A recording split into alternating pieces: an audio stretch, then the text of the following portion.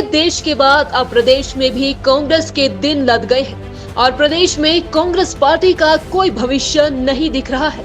ये बात सीएम जयराम ठाकुर ने बुधवार को हिमाचल प्रदेश के जिला मंडी के सुंदरनगर में आयोजित प्रेस वार्ता में कही।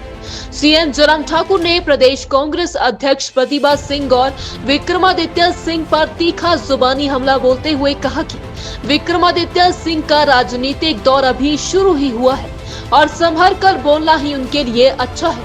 तो मुझे तो उसके बारे में ज़्यादा मैं बोलता नहीं हूँ अभी। ये सारी बातें वीरभद्र सिंह जी जब बोलते थे उनके लिए जचती भी थी क्योंकि वो सीनियर नेता थे। स्वयं अपने आप को उस स्तर पर समझने लगे हैं तो बहुत बड़ी गलती कर रहे हैं। मुझे सिर्फ इतना ही कहना है, अभी उनका दौर शुरू हुआ है और अब संभल कर बोलें तो अच्छा रहेगा। कांग्रेस की अध्यक्षा किन्नौर में गई, हमको पुलिस वहाँ पर उनके बीच में एक दूसरे का सिर फोड़ने से बचाने के लिए भेजनी पड़ी। वहाँ पर सिर फूटने की नौबत आ गई थी। कांग्रेस पार्टी की प्रेसिडेंट की प्रेजेंस में, हाजिरी में सिरमौर का जिला हुआ। उनके सबसे वरिष्ठतम नेता गंगूराम मुसाफिर, उनके बहुत वरिष्ठ नेता 5 बार के विधायक हर्षवर्धन चौहान, वो धरने पर बैठ गए। कांग्रेस की पार्टी में ही धरने पर बैठ गए। तो इससे अंदाज़ा लग सकता है कि क्या कांग्रेस पार्टी में चल रहा है। तो ऐसी परिस्थिति में जहां कांग्रेस पूरे देश भर में जो है वो गायब होती दिखती है, तो ऐसे में मुझे लगता है कि हिमाचल प्रदेश में भी आने वाले समय में कांग्रेस का भविष्य इसी तरह से दिख रहा है कि हिमाचल में भी कांग्रेस पार्टी के दिन बहुत ज़्यादा नहीं है। कमेटी कॉन्स्टिट्यूट की है, हम बहुत गंभीरता से इन सारे पक्ष को अध्ययन कर रहे हैं, लेकिन उतने मैं ज़रूर कहना चाह रहा हूँ इस सारे मामले में भी कि जिन प्रदेशों ने घोषणा भी की है वहाँ भी अभी तक लागू करने की परिस्थिति नहीं बन पा रही है। सहज नहीं है क्योंकि स्टेट सेंट्रल गवर्नमेंट के साथ एमओयू में एंटर किया हुआ है और हिमाचल प्रदेश में ओपीएस लागू तब हुई थी जब कांग्रेस की प्रदेश में सरकार थी, वीरभद्र सिंह मुख्यमंत्री थे। आज उनकी घोषणा करने से मुझे लगता है कि कोई बहुत ज़्यादा उस तरह से राजनीतिक मकसद के दृष्टि से वो ज़रूर कर रहे हैं, लेकिन ओपीएस एक विषय है और कर्मचारियों की मांग है। मैं इस बात से सहमत हूँ, उनकी भावनाएं उसके साथ जुड़ी हुई हैं कर्मचारियों की, उन भावनाओं का हम सम्मान करते हैं। रास्ता निकालने की कोशिश है, अगर निकलता है तो हमें भी उसमें प्रसन्नता होगी।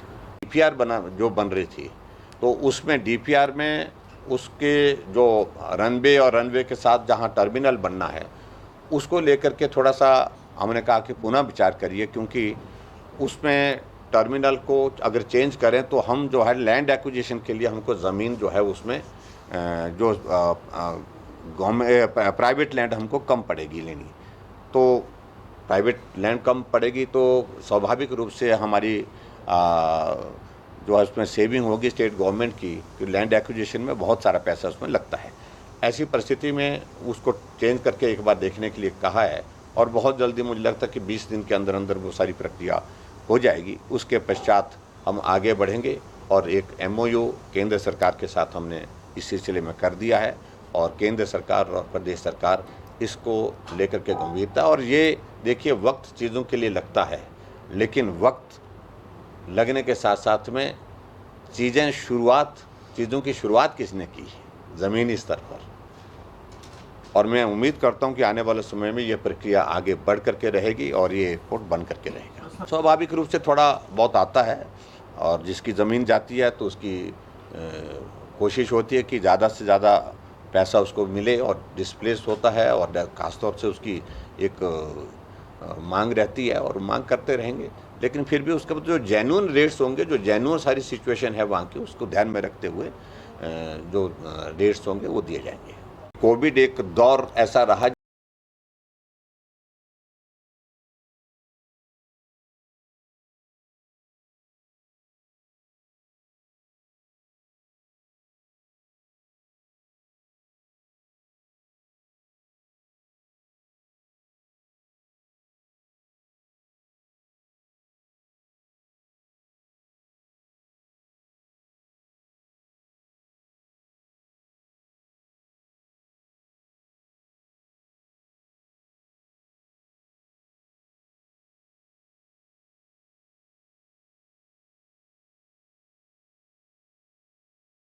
है वो बना करके तैयार की।